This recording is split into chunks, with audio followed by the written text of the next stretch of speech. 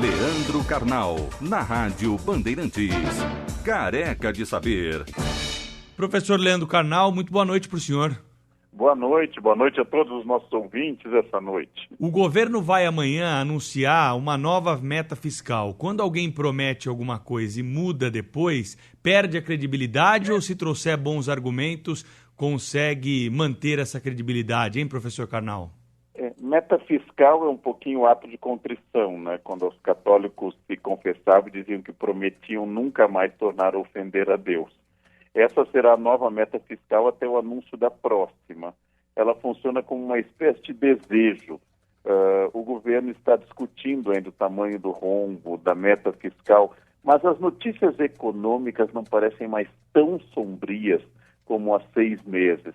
Parece que o fim do governo Temer será marcado por uma provável melhoria do quadro econômico. Mas o ponto do qual estamos partindo é tão baixo, é tão ruim, essa recessão foi tão forte, que até essas boas notícias de diminuição da taxa de juros, diminuição brutal da inflação, elas são muito fracas comparado do ponto que nós saímos. Quer dizer, nós precisamos melhorar muito para pelo menos ter uma chance de sobrevida. Mas o governo vai continuar emitindo, como todos os governos, metas fiscais, colocar patamares e depois explicar por que não atingiu. Professor Carnal, boa tarde, tudo bem? Boa tarde. Maravilha. Professor, eu queria ouvir o senhor um pouco sobre essa questão da supremacia branca nos Estados Unidos, essa praga que não morre, de tempos em tempos ela volta, né? A questão racial nos Estados Unidos parecia muito bem endereçada quando a maioria da opinião pública lá resolveu eleger um negro como presidente da República. Mas pelo que a gente viu, o problema tá vivo e latente, e na primeira oportunidade política que percebe, ele acaba eclodindo. Como é que o mundo deve tratar o racismo e o supremacismo? O voto não é exatamente, as pessoas não têm um voto tão claro, ideológico, sempre coerente. Nós devemos lembrar que em São Paulo, ao governo da Erundina, sucedeu um governo conservador aqui em São Paulo. Quer dizer, se nós pegássemos essa tendência, São Paulo oscila entre Maluf e Erundina, por exemplo. Da mesma forma, nos Estados Unidos, ao governo do Obama de 8 anos, sucede um governo mais conservador. O racismo nunca foi vencido, não sei se ele será alguma vez. O racismo não foi combatido de fato, ele apenas se torna ilegal pela igualdade dos direitos de 1964 do governo Lyndon Johnson. Mas este sul profundo, essas cidades conservadoras da Virgínia, essa sobrevivência da Ku Klux Klan, de grupos de supremacia branca e neonazistas, eles funcionam como uma minoria, não são maioria, mas no momento que eles não sentem a repressão ou não sentem um governo que combate, sentem até um estímulo na fala xenofóbica do Trump, sentem um estímulo de um presidente que fala abertamente de xenofobia e de outros preconceitos, este grupo começa a se sentir mais inflamado. Sempre haverá o medo, e o medo é o pai do racismo e do preconceito, né? Porque ele atende a esse desejo das pessoas de atribuírem a terceiros os problemas. Quer dizer, eu tenho problemas com os negros, são eles que me impedem de conseguir um bom emprego, eles que causam a violência, como na Alemanha nazista era com os judeus.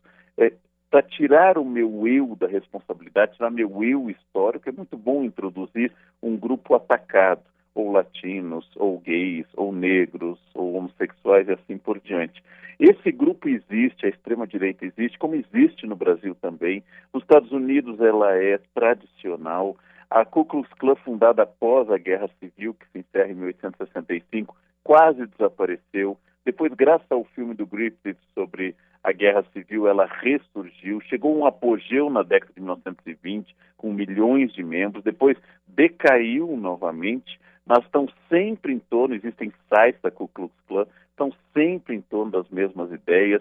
A América para esse tipo de imigrante branco, porque se fosse dizer América para os cidadãos originais, seriam os indígenas, né? Mas é América para esse tipo de cidadão branco, e os que vieram antes, indígenas, ou depois, um grupo de negros, então esses têm que sair porque esse grupo se considera superior. Toda proposta racista é sinal de debilidade racional e desequilíbrio emocional, porque ela não se sustenta. Seria como provar a quadratura do círculo ou que a Terra é plana. Ela não se sustenta. Ela precisa de um terreno psíquico instável. Infelizmente, o governo Trump tem uma digital naquele atropelamento.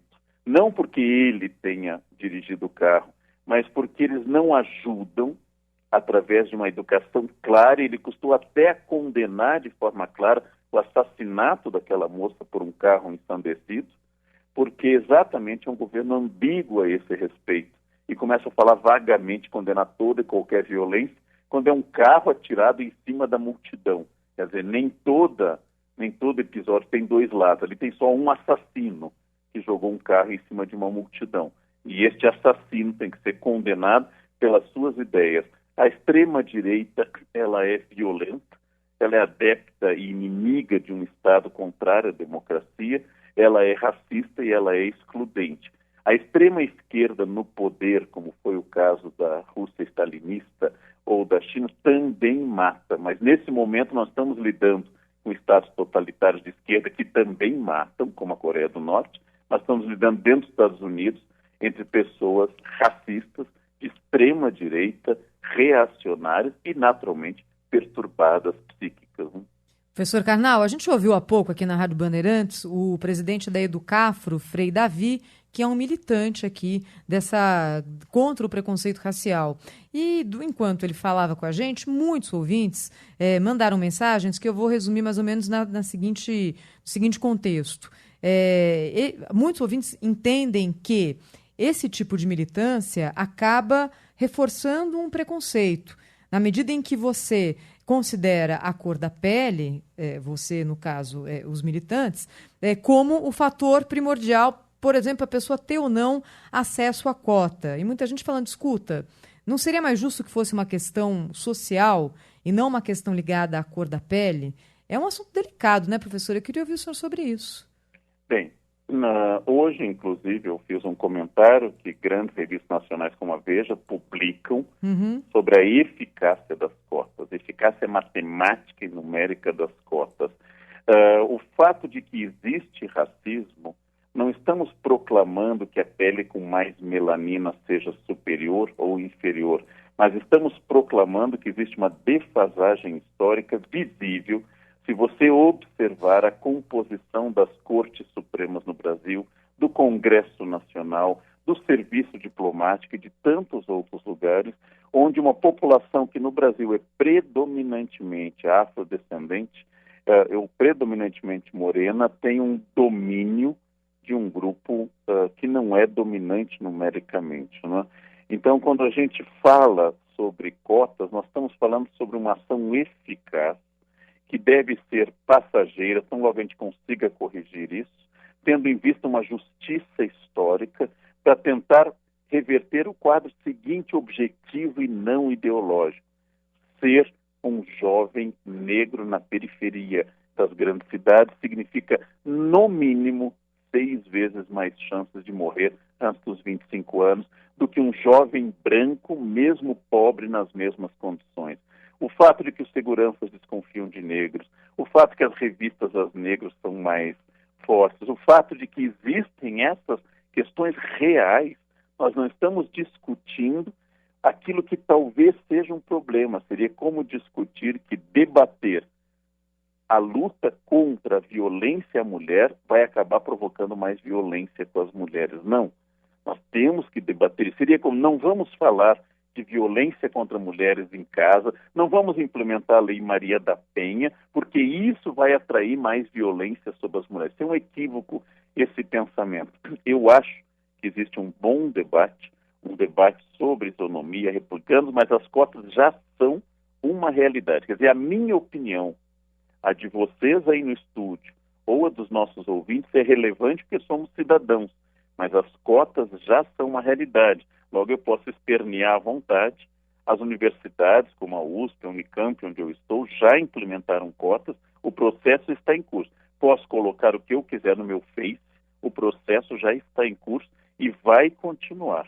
E o que está acontecendo é que estamos produzindo títulos universitários e formações de excelência para populações negras, afrodescendentes, descendentes de indígenas e outros, que são muito importantes. Então, isso é fundamental. A Constituição de 88 mandava demarcar terra de quilombolas.